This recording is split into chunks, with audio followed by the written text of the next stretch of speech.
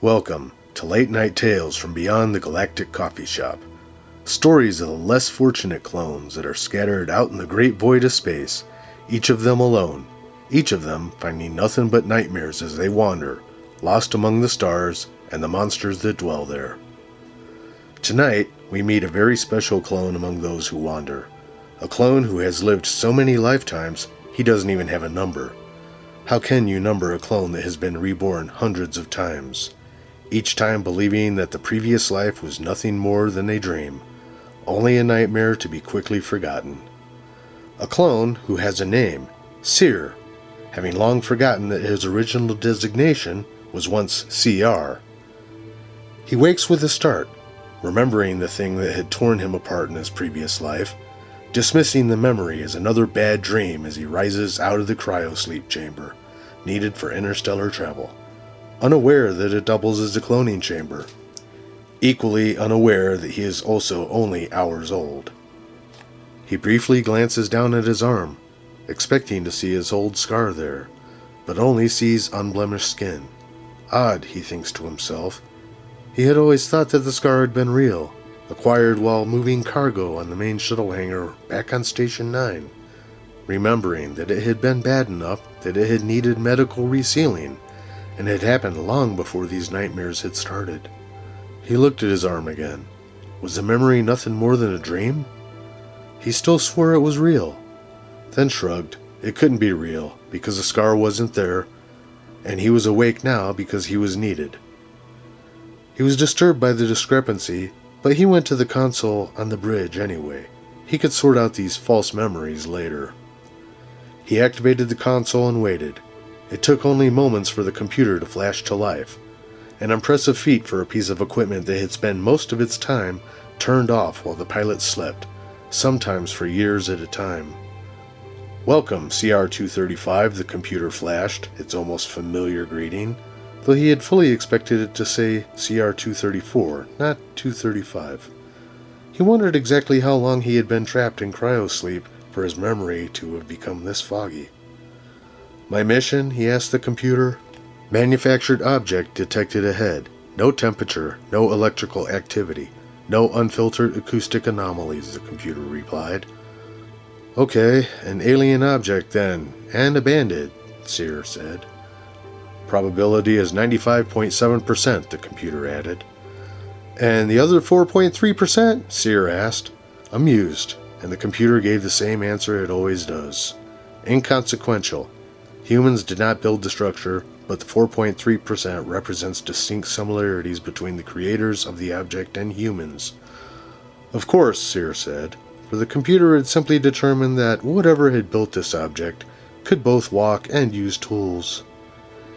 He looked through the viewport toward the alien object, seeing that there were many possible places to enter the structure, and it seemed haphazard.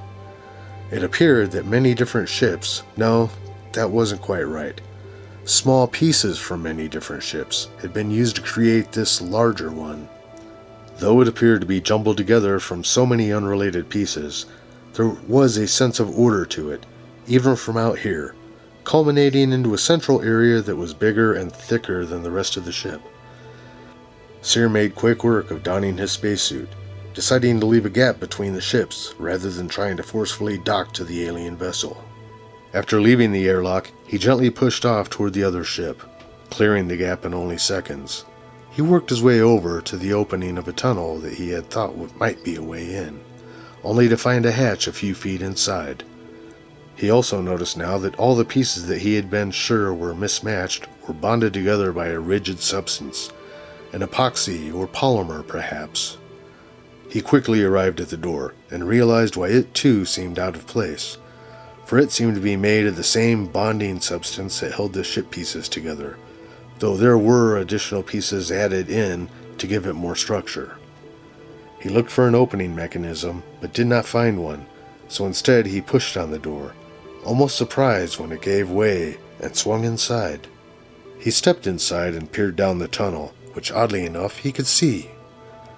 An eerie pale blue light seemed to emanate from every surface, barely, but enough to navigate down the tunnel. He slowly crept further into the tunnel, and after a while he noticed an area ahead that didn't glow, and was instead an inky blackness. He slowed further as he approached it, wondering why the light from the rest of the tunnel showed nothing in this section at all, for even the faint light should have reflected something. He reached up on his suit and turned on its light, focusing it on the darkness in the tunnel ahead. The light didn't reflect there because there was no tunnel, just substance that blocked the passage. He looked closely at the inky darkness that didn't even reflect the light from his suit, feeling suddenly on edge. That feeling changed to horror when a section of the center of the substance opened up and an equally inky black eye stared back at him. He wasted no time, turning around and doing his best to run in the half-gravity this alien ship generated.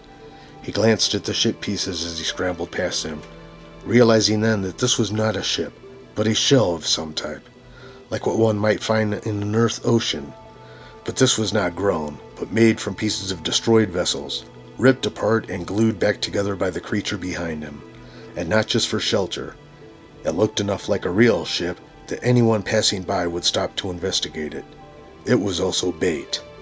He reached the hatch where he had entered the tunnel, only to find that it had shut and the inside of it had nothing to grab to pull it open. He retrieved the hammer from his suit, turning it around to use the pointed prying claw end instead, but it glanced harmlessly off the epoxy substance no matter how forceful the blow.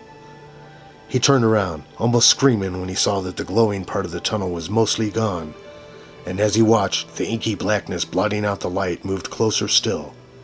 He did scream now, turning and running both the hammer and his hands around the edges of the hatch, but still finding nothing, not even a seam where the hatch met the tunnel.